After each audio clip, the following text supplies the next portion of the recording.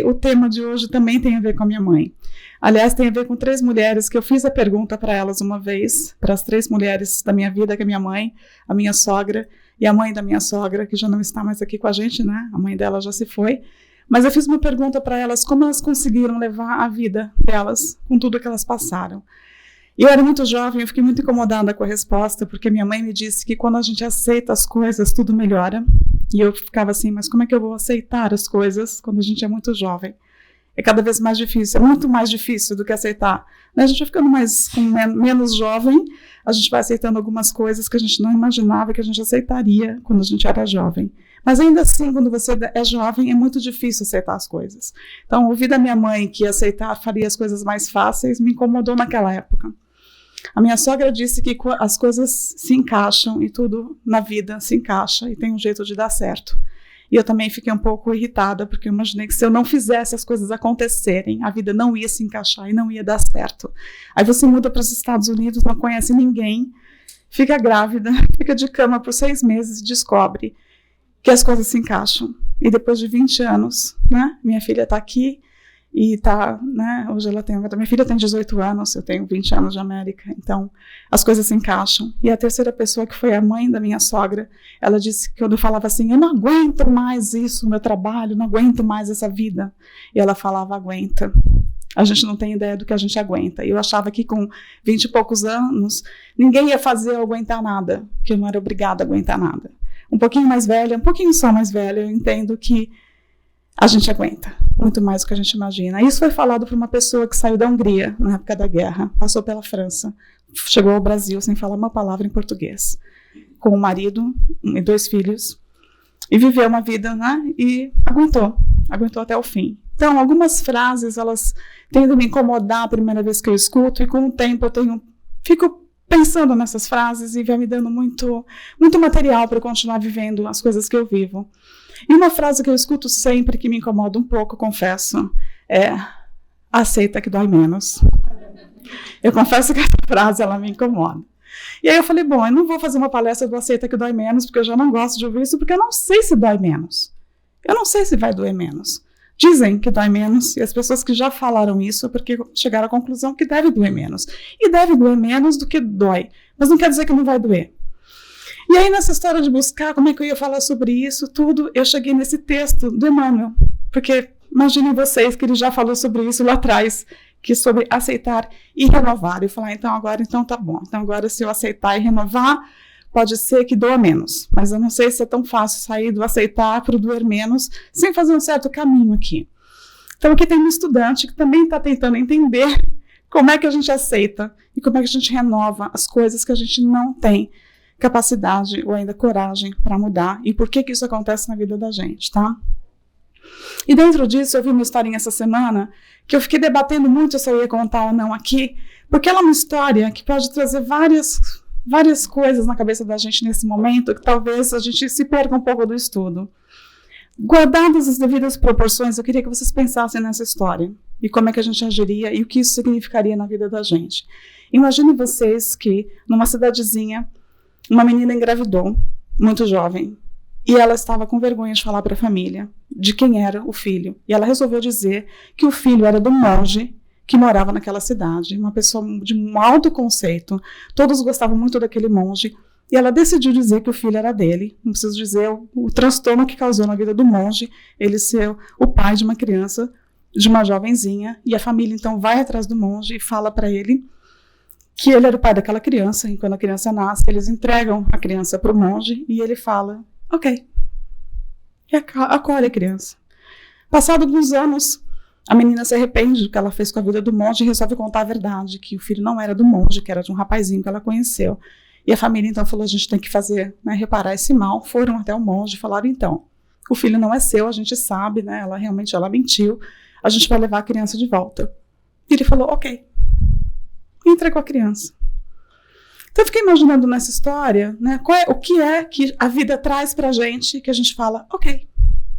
Ou o que é que a vida tira da gente que a gente fala, ok. Esse estado da gente fazer esse processo de ok para aquilo que vem e para aquilo que vai é um processo de aprendizado. E se ele era um monge, a gente vai entender que ele já tinha essa... Não entrar aqui na discussão de não, pai, processa... Não vamos processar ninguém, a gente está tentando falar simplesmente de um convite do que a vida traz, que a gente não está pronto e que a gente aceita, e quando leva, o que a gente faz.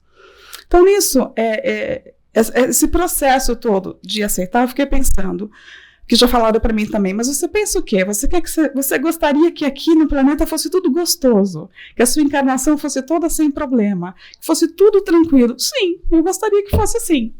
Eu não vou mentir, eu não queria ter problema. Quem que vem aqui falando, eu adoro problema, nossa, adoro quando eu levanto de manhã, tá chovendo, o pneu do carro fura. Eu não queria, eu queria todos os faróis abertos, queria mesmo. Mas eu fiquei pensando, então realmente eu sou infantil, porque a gente sabe que não é assim. A gente sabe que através de tudo aquilo que nos acontece, que a gente vai crescendo, que a gente melhora, que a gente evolui. Mas aí eu fui então fazer isso, né? Por que então eu não posso sentir tudo gostoso? Por que eu não posso ter isso? Deixa eu ver se isso... Foi? Não foi. Eu vejo aqui, mas eu não vejo lá. Walter? Preciso de uma assistência técnica. Vocês aceitem o que está acontecendo, por favor, neste momento. Já mudou.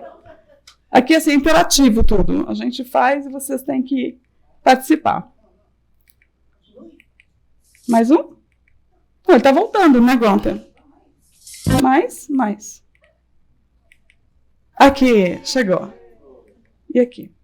Aqui era uma capinha aqui que eu fiquei pensando, né, nesse aceitar e renovar, o que a gente tem que soltar.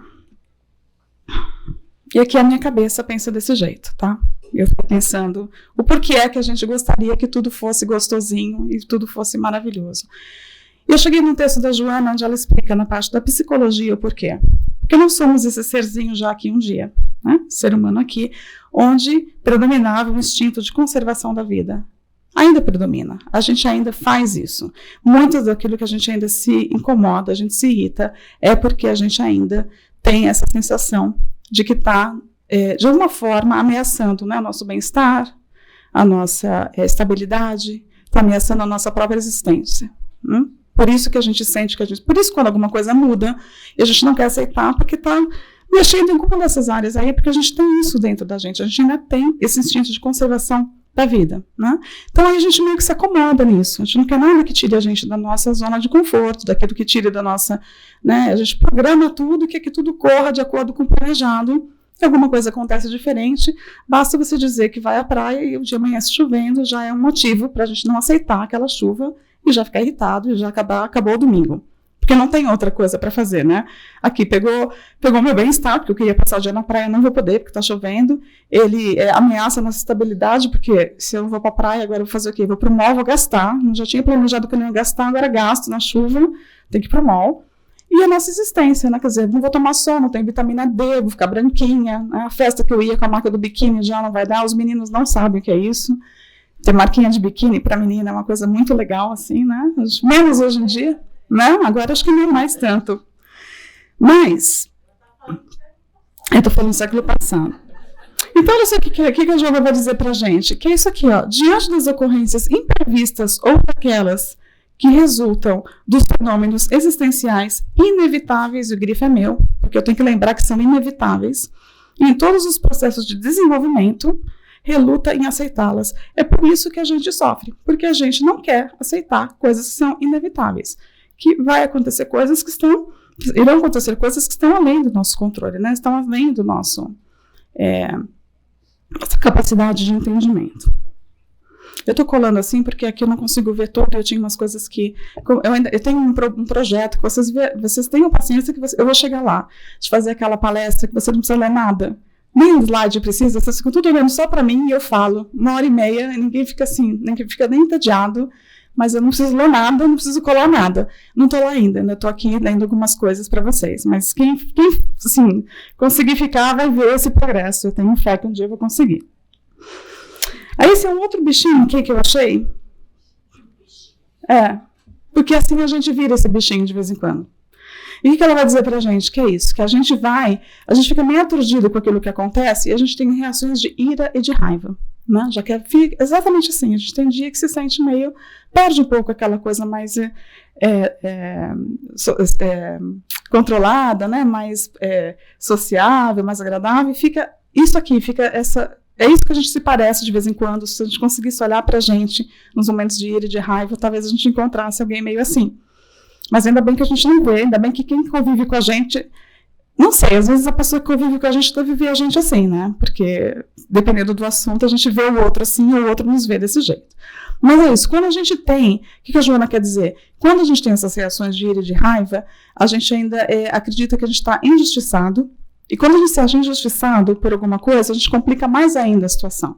Porque a gente acha um culpado, a gente não participa daquela situação, aquilo aconteceu por acaso divino, ou porque Deus estava exatamente magoado comigo, ou porque Deus queria me castigar, e eu não tenho nada a ver com o que está acontecendo, então eu não tenho que aceitar isso. Não é esse o convite, né? A gente sabe que a gente está inserido, e quando a gente tem esse tipo de comportamento, a gente vai complicar muito a nossa situação.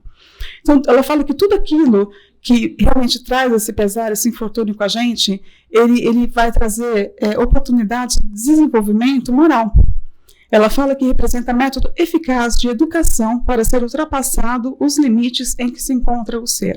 Então, tudo que vai acontecendo, o propósito é que seja para o nosso bem, por mais difícil que seja a gente acreditar nisso. Porque não dá para acreditar que eu vou ficar bem sofrendo, ou vivendo a situação, ou perdendo o que eu estou perdendo. Então, a gente vai entendendo que a gente tem um papel aqui de aprendiz.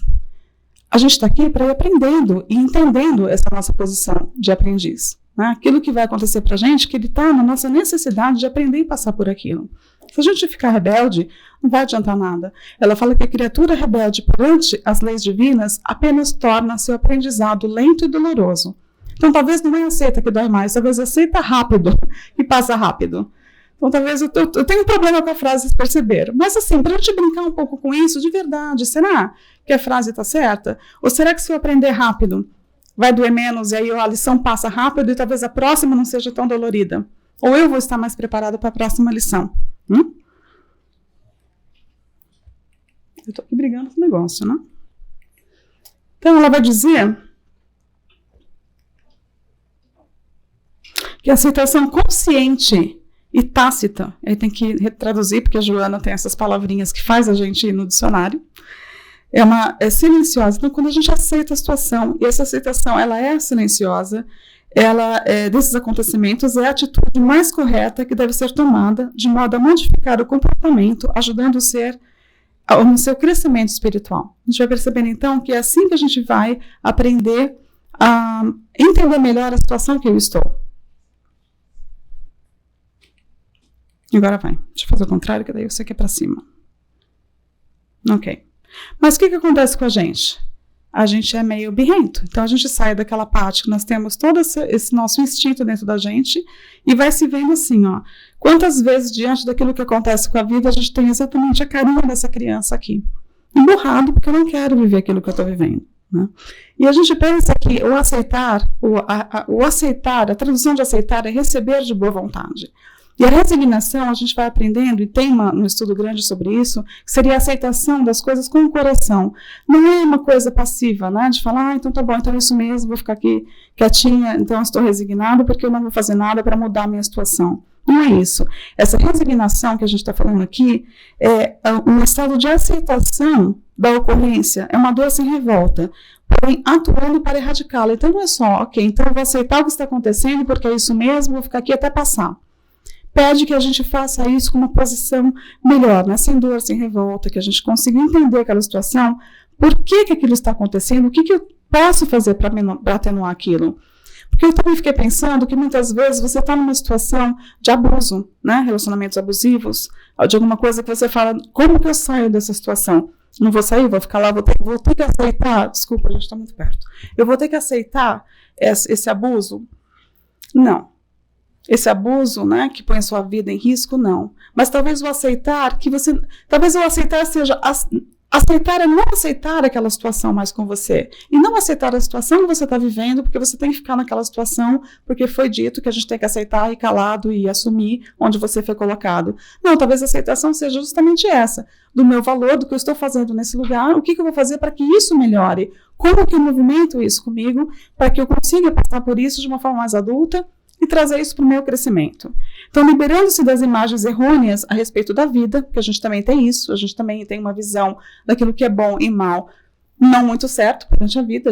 Aquilo que a gente acha que é bom aos olhos de Deus não é tão bom, e aquilo que a gente acha que é uma tremenda tragédia, para Deus é só aquela forcinha que a gente precisava para que a gente evoluísse. Né? Então, a nossa concepção daquilo que é bom e não na vida é muito limitada também. Então, a gente tem que olhar a vida com essa maturidade, né? Deixar essa parte infantil aqui do nosso ego, de olhar as coisas que tudo é prêmio ou castigo, ou Deus está me dando graças a Deus eu consegui isso como um prêmio, ou não, eu estou passando por isso porque eu estou sendo castigado por Deus. Isso é exatamente a criancinha birrenta ali que não gostou da resposta do que você está vivendo. Então, quando a gente consegue fazer esse processo, é isso aqui, ó. O ser deve assumir a realidade do processo da evolução e vencer-se, superando os fatores de perturbação e destruição. Então, com isso também a gente vai vendo, ela diz pra gente, que a gente vai impondo uma consideração, então, quando a gente chega nesse ponto, de que Deus rege o universo e jamais se equivoca ou esquece de algo. Já nascemos inúmeras vezes e renasceremos outras tantas. A vida é uma escola, na qual passamos da ignorância e da barbárie à angelitude. Então, a gente está aqui caminhando. Para onde a gente está caminhando? O que a gente está fazendo aqui? Qual que é o propósito disso tudo?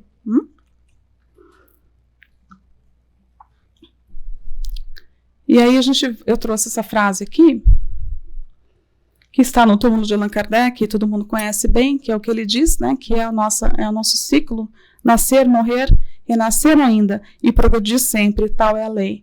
Então, o que a gente está passando é porque temos esse ciclo até que a gente consiga aprender a passar pelas coisas mais maturo, aquilo que a gente vai incorporar no nosso espírito, dentro das experiências que a gente tem aqui para a nossa evolução.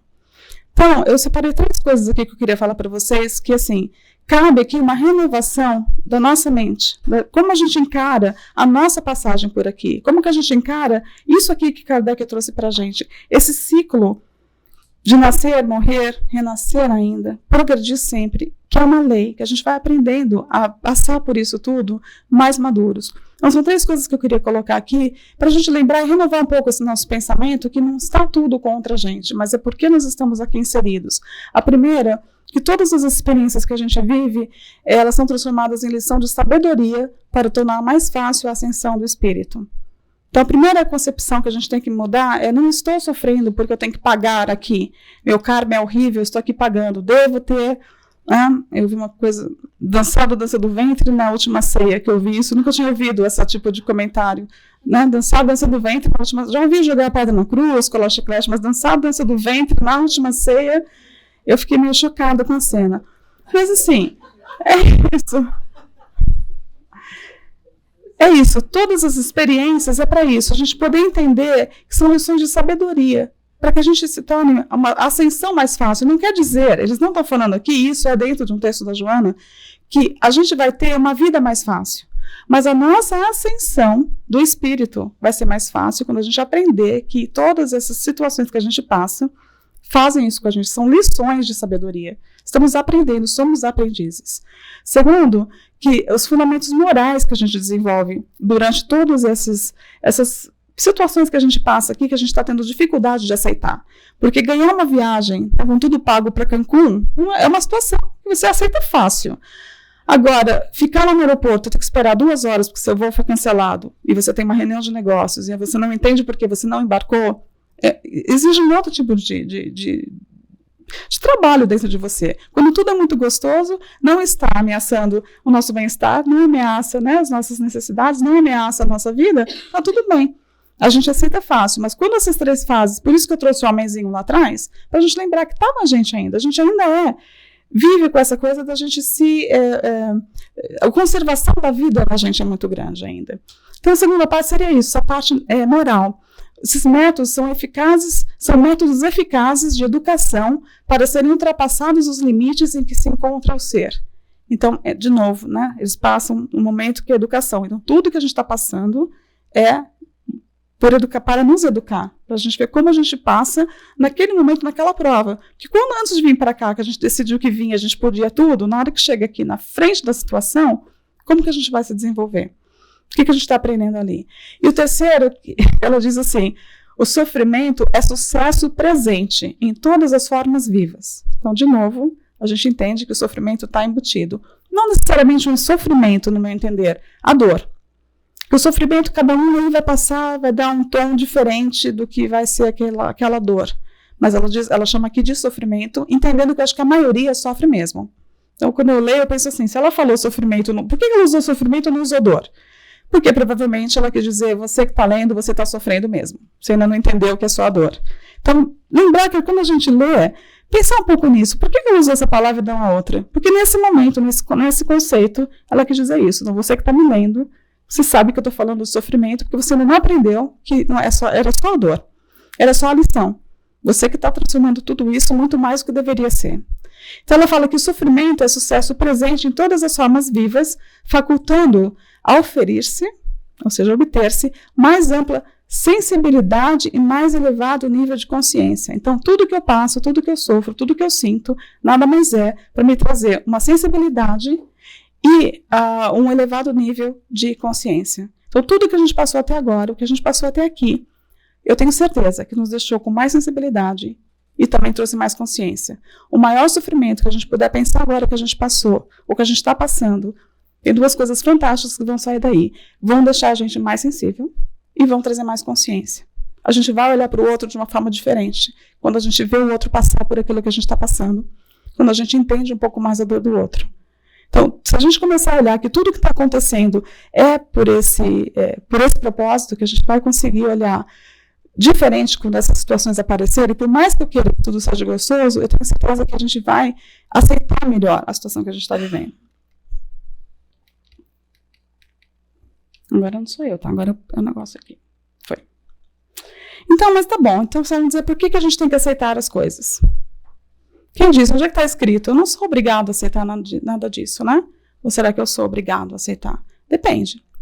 Eu posso falar que eu sou obrigado porque eu não tenho saída, né? Eu posso dizer que eu não vou ao Brasil porque eu não tenho ainda um documento para ir ao Brasil. Eu posso ter meu documento e não ter o dinheiro para ir ao Brasil. Eu posso ter o documento, eu posso ter o dinheiro, mas eu não estou com saúde para ir ao Brasil. Ah, mas eu sou obrigado a aceitar essa situação. Depende. Você vai aceitar porque você realmente não tem outra saída. E como você vai aceitar, então, essas coisas que aparecem? Por que eu tenho que aceitar isso? Então, eu separei algumas coisas pensando, né, o porquê, quem disse tudo isso. Então, quando a gente recebe de boa vontade aquele impedimento e começa a entender que é tudo por um motivo, por que foi me negado neste momento eu ir ou fazer ou fechar o negócio, ou fechar aquela casa? Por que me foi negado aquilo? Quando eu aceito de boa vontade aquilo que foi me dado, né, quando eu recebo aquilo de boa vontade, fazendo um serviço tremendo de olhar o bem dentro da situação que nos desafia, e começo a entender que isso aqui é o melhor recurso que vai atenuar. Quando eu recebo isso de boa vontade, é isso que vai atenuar o meu sofrimento diante do problema. Com certeza. Né? É o melhor recurso, diz ela, para atenuar e para tornar melhor administrado pela consciência. Então, a partir do momento que eu conseguir parar naquele momento e analisar que aquilo é uma lição, uma forma de exercitar o que eu tenho aprendido, ou porque lá na frente esse impedimento é por uma coisa melhor, isso vai trazer para mim a melhor resposta diante daquela situação que a gente está passando. Então, todos nós passamos pela mesma situação. Esses desafios nos igualam, problemas diferentes, mas todos nós estamos passando por algum desafio. Né? E olhar isso para o outro pensando, ok, eu estou passando esse desafio. E a gente tem a tendência de ver só o nosso desafio. Mas, de verdade, qual é o desafio do outro? Por que será que o outro está fazendo o que ele está fazendo? Ele está me tratando como ele está tratando? Será que ele está passando por algum desafio também? E às vezes você tem uma intimidade e a pessoa divide com você esse sofrimento e você fala, então eu entendo, porque eu também já estive nesse lugar. Né? Então tudo, a gente viveu por um propósito, para passar por isso. E não com a intenção de a gente se acomodar, resignar, não, mas é isso mesmo, agora eu não vou fazer mais nada, então eu não vou atrás de nada. Um dos primeiros conselhos que me deram quando eu cheguei aqui na América foi assim, todas as vezes que você ouve um não nesse país, você tenta de novo. E na época eu não entendi direito, eu falei, mas como assim? Se você for na escola do seu filho e te falar alguma coisa que é não, você volta e tenta de novo. Se você for no hospital, e aconteceu comigo, eu tinha ido, não lembro o que eu fui fazer, e acho que foi no Social Security, no escritório, e ela me falou não, que não podia fazer o que eu queria. Aí eu lembrei desse conselho, eu falei, não, me falaram que aqui não posso desistir no primeiro não, eu vou no segundo. E eu fui no dia seguinte, peguei outro funcionário, e o outro funcionário disse que eu podia. E é assim, a gente pega situações assim, é não desistir, é não olhar. Então, quando você tem essa situação que você não sabe direito o que fazer, é tentar de novo, de uma outra forma. Quer ver um exemplo? Quando a gente está doente, não é falar, então eu estou doente, agora eu vou ficar aqui na cama uma semana, não vou fazer nada.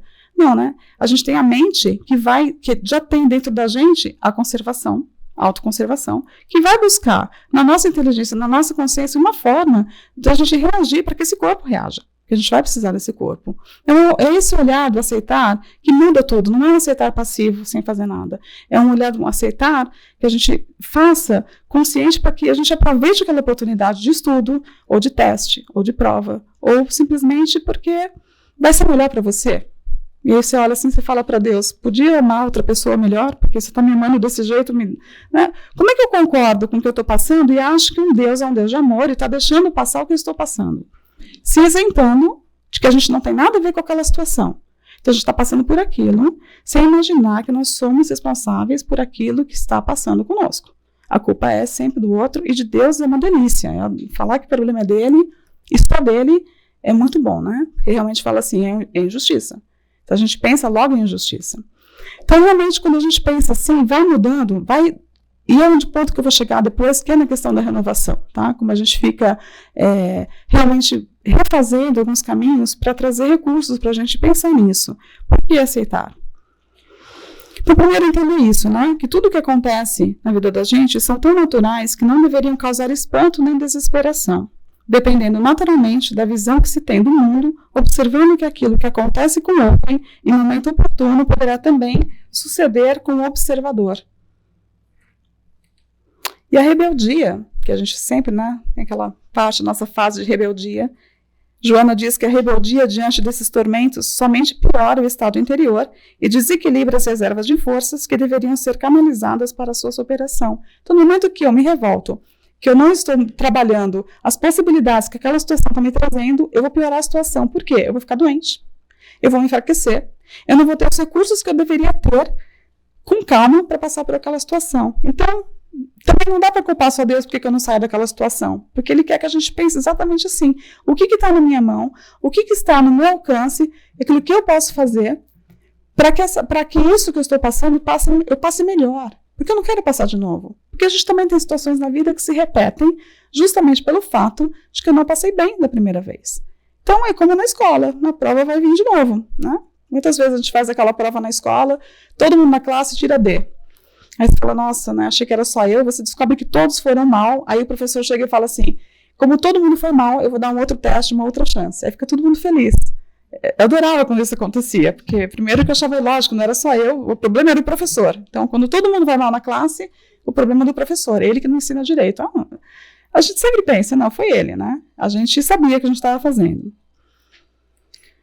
Então, eu vim trazer aqui para vocês, eu adorei eu estava lendo um pouco essa questão, né, desse processo de como a gente aceita as situações, e eu cheguei nessa Elizabeth Kübler-Ross, que é uma psiquiatra.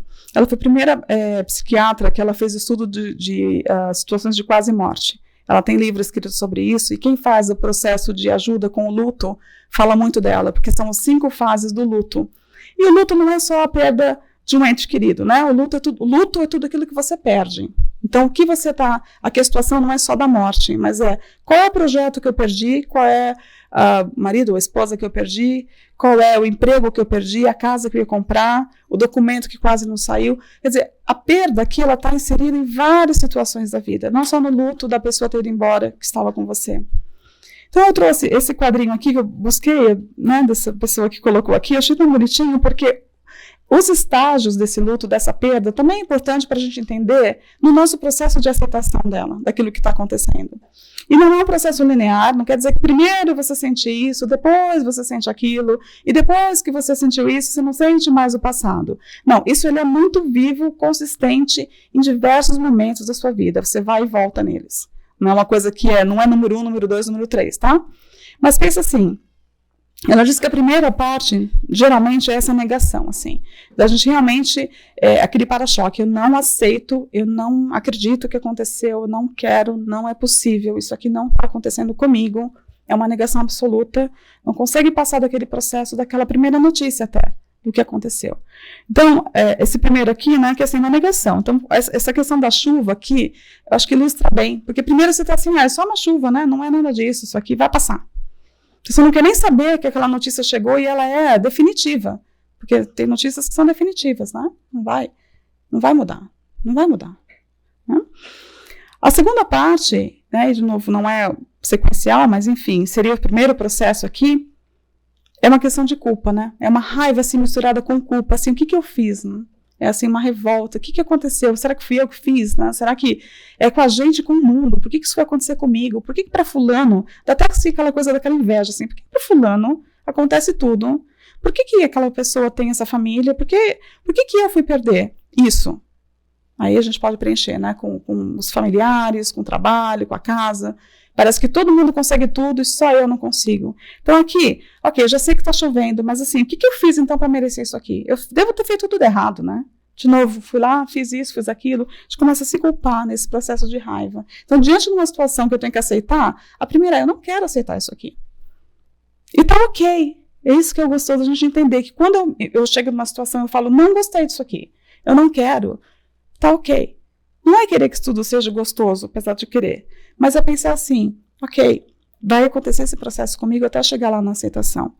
Essa terceira etapa já é uma parte da barganha, ela chama de barganha, né? É tentar negociar com bem-estar. Então ali a gente faz tudo, até promessa. Eu não vou, né? Isso aconteceu comigo, eu sei, porque, eu perdi isso porque eu sei, porque eu sempre faço tal coisa e Deus, para me castigar, me tirou. Então eu vou prometer que daqui para frente eu não faço mais, porque assim Ele pode me dar o que eu queria. Então é um processo, né, já está chovendo mesmo, não vai mudar, e você sabe meio que ser culpado, você vai fazendo toda essa promessa de um futuro que lá na frente você vai ser melhor, porque você entendeu que se você barganhar com Deus, aquela dor vai passar, aquela situação vai mudar, você vai ser tudo diferente a partir daquele momento. Essa quarta etapa aqui seria a parte da depressão, né? Onde a pessoa não vê a saída da realidade. Então, você já está no ponto, pode ver que a água já subiu bastante, e naquele momento, naturalmente, porque é esperado que a gente passe por esses processos, não tem nada de errado esses processos, e quem trabalha com luto, trabalha nessas etapas, porque é assim mesmo, tem que passar por elas, até para você viver o luto, realmente. Então, quando você está naquele processo da depressão, né, não tem nada mais para fazer, acabou, está tudo alagado, não tem mais nada para mim lá fora, você não vê mais, né, a realidade está totalmente distorcida, mas aí acontece uma coisa legal, que é a última etapa, que é onde a gente está querendo chegar na aceitação. Aqui, já alagou tudo, ele está mergulhando, e o desenho é assim mesmo, tá? Não cortei, ele não tem a outra parte aqui, mas dá para entender bem. Ele está com a roupa de mergulho, no meio da enchente, cheio de debris lá de volta dele, cheio de sujeira e tal, e ele está nadando numa situação, peixinho. Olha a visão da pessoa, né? Ela viu peixinhos, viu um monte de sujeira em volta. Já aceitou, acho que é peixinho, acho que você está certa. Já que aceitou, não podia ser, né? Mas assim, tá vendo que interessante? Se você chegar no ponto, no meio dessa enchente aqui, nadar, né? Eu não sei quem é de São Paulo, eu vou dar a referência de São Paulo. Eu já peguei enchente ali do Rio Tietê, na Marginal, que assim, não é peixinho. Vocês pegam o rio da sua cidade, né? Eu sei que Piracicaba, uma vez o rio estava super poluído, depois eles fizeram um trabalho tremendo de Piracicaba, renovaram o rio de Piracicaba. Mas assim, se você está nessa situação, você vê que piorou. De quando ele teve a notícia da negação até chegar na aceitação, ele está no meio do alagamento, ele está no meio da fogueira, mas ele já está com tudo isso que ele passou, recursos para ele chegar lá e nadar. Então, talvez a aceitação seja isso, né? Esse movimento, porque aí ele já colocou até os equipamentos para ele sair, porque eu não acho que ele botou tudo isso, pé de pato, tudo para ficar lá nadando em círculo, né? Provavelmente ele vai tentar achar uma saída. Então, olhar isso com esses passos dessa negação, dessa raiva, né, dessa barganha, dessa depressão, e depois da aceitação, eu entendi que isso é um processo. Então dá para a gente trabalhar nisso, pensar nisso com mais carinho. Chegou, estou vivendo essa situação. Não vou aceitar porque eu tenho que aceitar, porque alguém disse que eu tenho que aceitar. Mas talvez esse é um processo que eu vou passar até eu chegar na aceitação e viver tudo isso. Então, lembrar sempre por que a gente está fazendo, né? Como que eu vou sair dessa situação se eu imaginar que nós somos essa renovação mesmo da nossa mente, nós somos seres imortais, daquilo que nós estamos aprendendo, da nossa evolução, que a gente está fazendo aqui. É importante a gente colocar essa meta, para ver para onde que eu estou andando. Ninguém constrói, quem é engenheiro não vai construir a casa olhando a planta uma vez, né? Ele tem que olhar várias vezes para ver o que ele está construindo. Então, na hora se ele olhar a planta uma vez e continuar construindo, a casa vai ficar toda bagunçada, não vai dar certo. Então a gente tem que olhar para um certo plano para a gente conseguir realinhar para onde a gente quer chegar. E é isso aí, né? A aceitação decorre de uma análise tranquila do que sucede, acalmando-se e deixando-se conduzir por Deus, que a tudo governa com inefável amor. Alguém está no controle. Não está acontecendo as coisas que estão acontecendo aqui simplesmente porque estão acontecendo à deriva, né? Existe uma razão de ser. Então, o Joana fala para a gente que a expectativa de parar de sofrer é que me faz sofrer. Quando eu não quero mais viver aquilo, eu estou sofrendo às vezes mais do que se eu tiver com o sofrimento em si. Porque eu quero tanto parar aquilo, eu quero tanto não viver aquilo, que aquele sofrimento me deixa sofrer mais ainda. E aí eu não tenho as ferramentas que estão em mim para me ajudar a sair daquela enchente. Né, para pegar o equipamento que eu preciso para sair daquela enchente. Né? E assim, o compreender não é concordar com o que está acontecendo, mas compreender para mudar. Né? Está acontecendo isso por um propósito e como é que eu vou mudar? Entender que tem coisas que eu não controlo. Realmente, não adianta ficar no meio de um trânsito irritado porque aquele trânsito, né, você ir para Miami 6 horas da tarde numa sexta-feira e achar que a 95 vai estar livre, você não vai ter trânsito nenhum. Então, na vida também, tem momentos que você sabe que você vai passar por momentos daquele. Ter essa visão mais adulta, né? Para a gente conseguir discordar da nossa situação, mas não que aquilo não nos pare realmente. Você imagina assim, se você imaginar um jardim, né? Eu vi esse exemplo que eu achei muito legal. Você imagina um jardim super lindo de flores, que é o que você quer, o jardim de flores. Mas aí você tem um monte de ervas daninhas que vão crescendo no jardim. Se você não tirar aquelas ervas daninhas, eles vão cobrir aquele jardim. Mas aí a sua dedicação é tão grande, a sua obcecação é tão grande para você ter um jardim bonito, que você só fica arrancando as ervas daninhas e esquece de cuidar das plantas. Então, para a gente, essas situações, esses problemas que acontecem, se a gente ficar só trabalhando nos problemas, ficar só tirando as ervas daninhas e não cuidar da nossa vida, da nossa saúde espiritual, da nossa saúde mental, não vai adiantar só tirar as ervas. Você tem que dar, né, o adubo, você tem que dar o amor, você tem que molhar o jardim. Então, olhe para a nossa vida assim, a gente está cheio de erva daninha, mas que a gente pode, vai estar sempre ali. Eu não tenho um jardim que não vai ter erva daninha. Né? Se você está olhando jardim bonito, é porque alguém já tirou tudo que estava ali tentando matar as flores.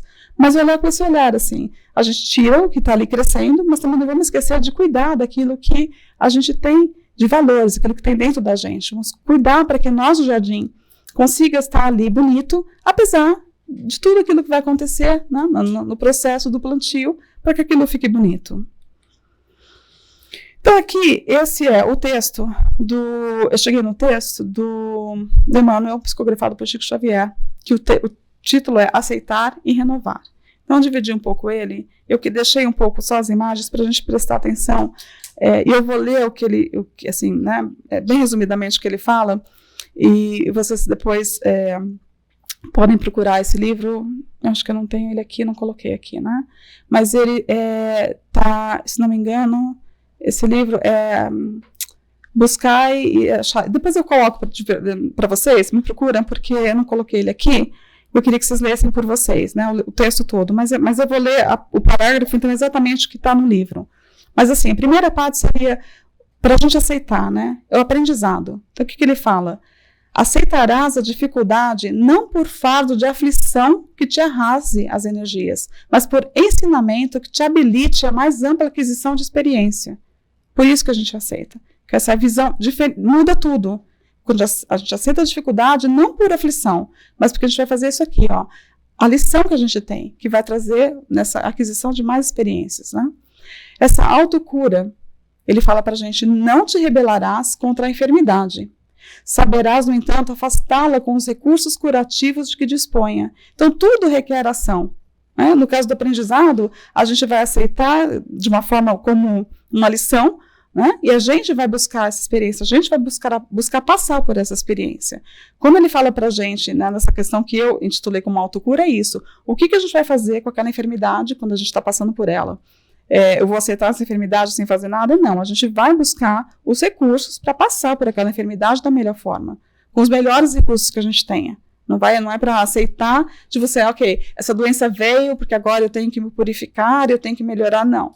A gente tem os recursos da medicina, né, de todo um acesso de coisas para a gente usar, para que a gente possa passar por isso de uma forma mais forte, inclusive. Né?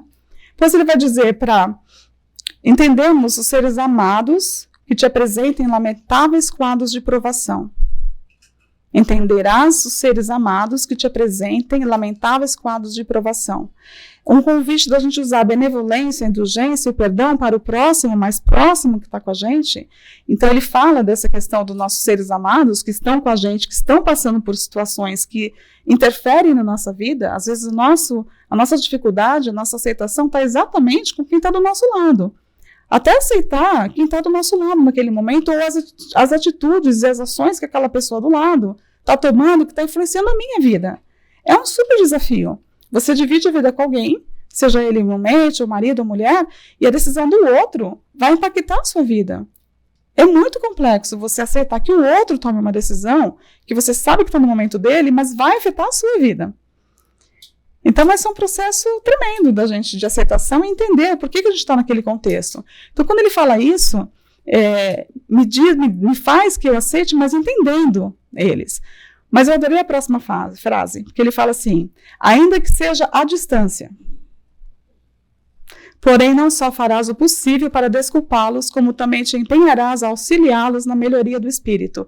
Então eu gostei porque ele faz uma proposta assim, eu não estou falando para você que você é obrigado, embora seja recomendável, você fazer as pazes com quem está com você naquela caminhada.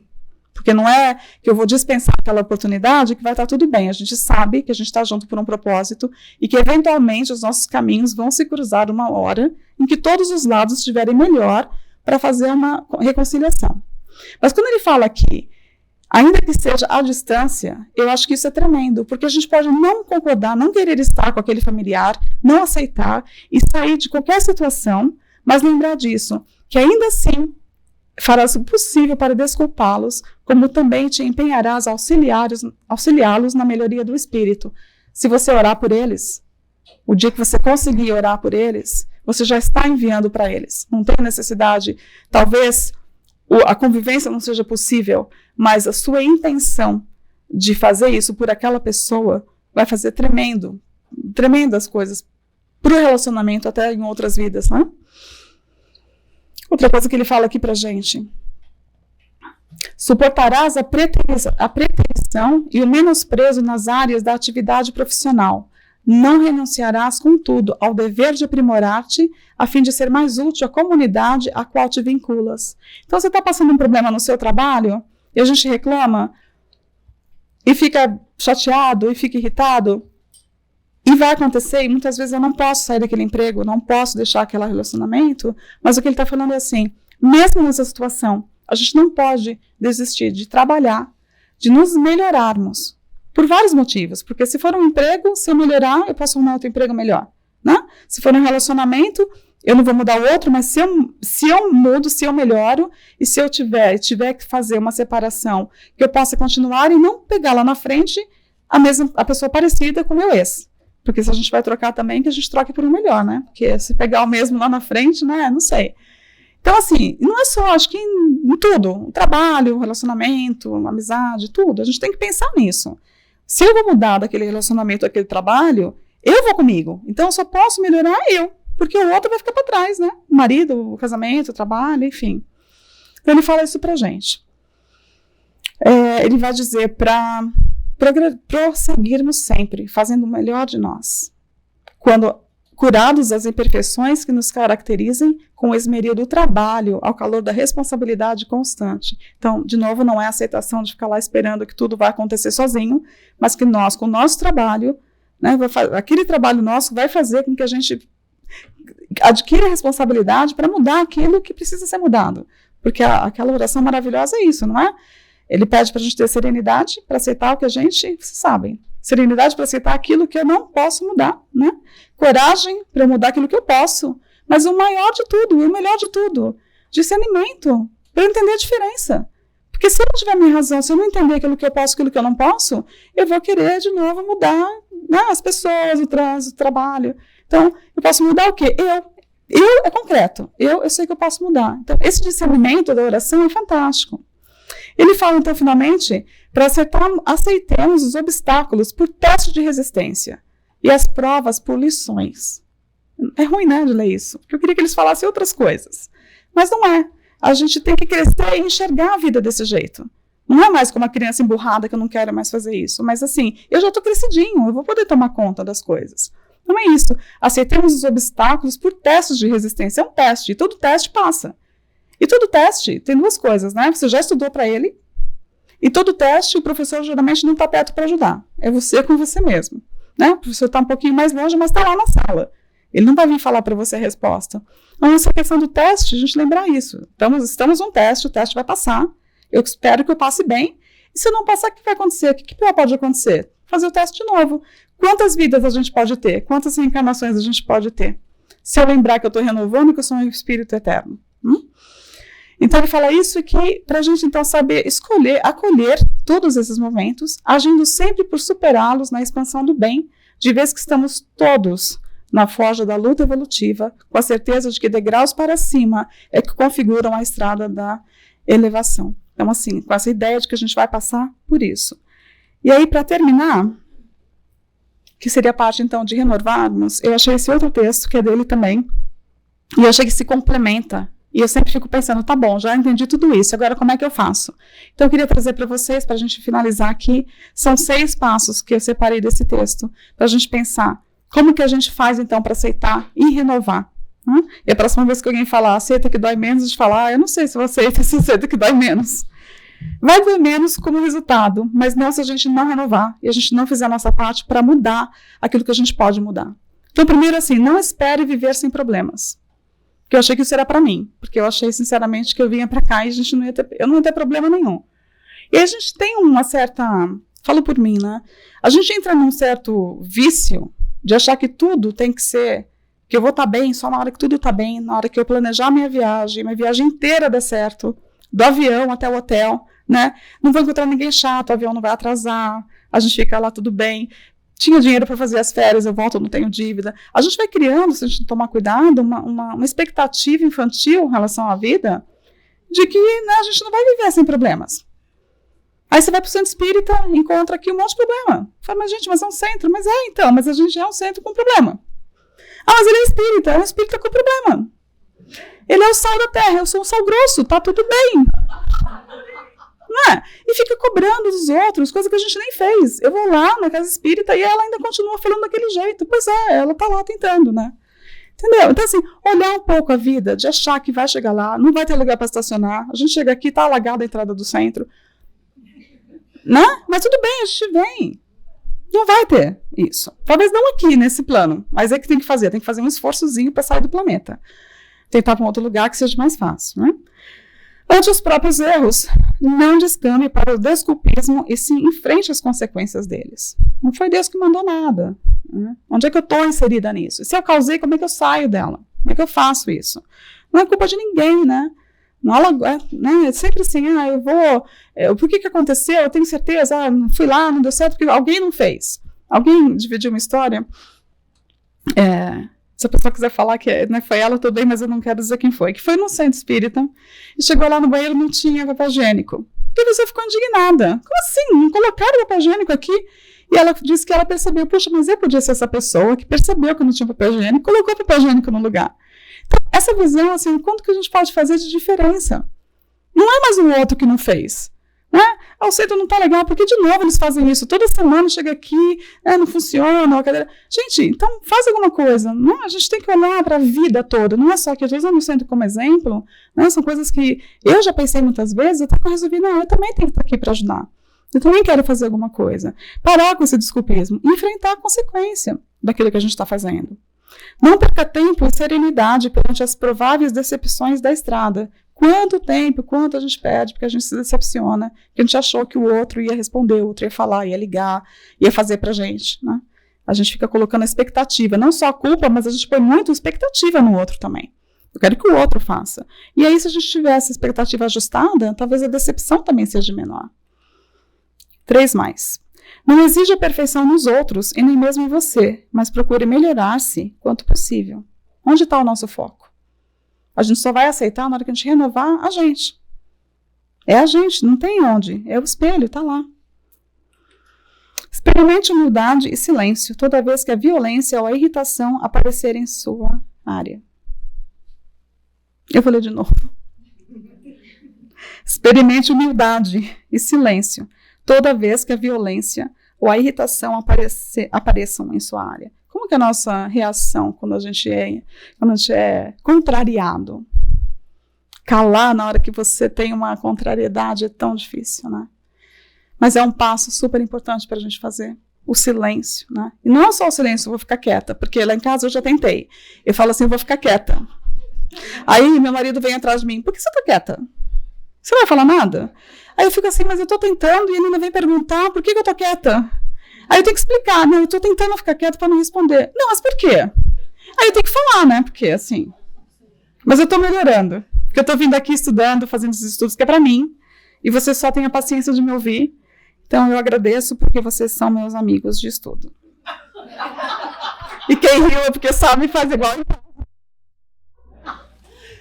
Lembre-se de que você é um espírito eterno. E se você dispõe da paz na consciência, estará sempre inatingível a qualquer injúria ou perturbação. Se não ficou nada nessa palestra, gente, essa última frase.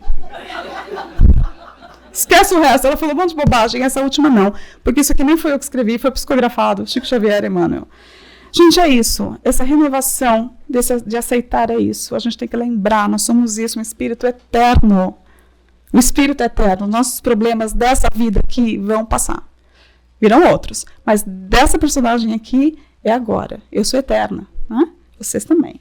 E se você dispõe da paz na consciência, estará sempre inatingível a qualquer injúria ou perturbação. Por isso eu pus essa menina meditando. Eu acho que ela está aqui, lá assim, no centro de São Paulo, na 7 de abril. Vocês pegam a cidade de vocês, pegam a rua mais movimentada da cidade de vocês. E se imaginem aqui. É esse ponto onde nada vai atingir, porque a gente já chegou aqui, então nada que está acontecendo em volta vai tirar essa perturbação da gente. Então aí fica mais fácil. Talvez realmente doa menos. Talvez doa menos. Mas se a gente fizer o caminho do aceitar com a consciência disso tudo, que a gente tem que se renovar nosso pensamento, crescer, evoluir e assumir problema de gente grande. Entender que é isso. Muito obrigada pelo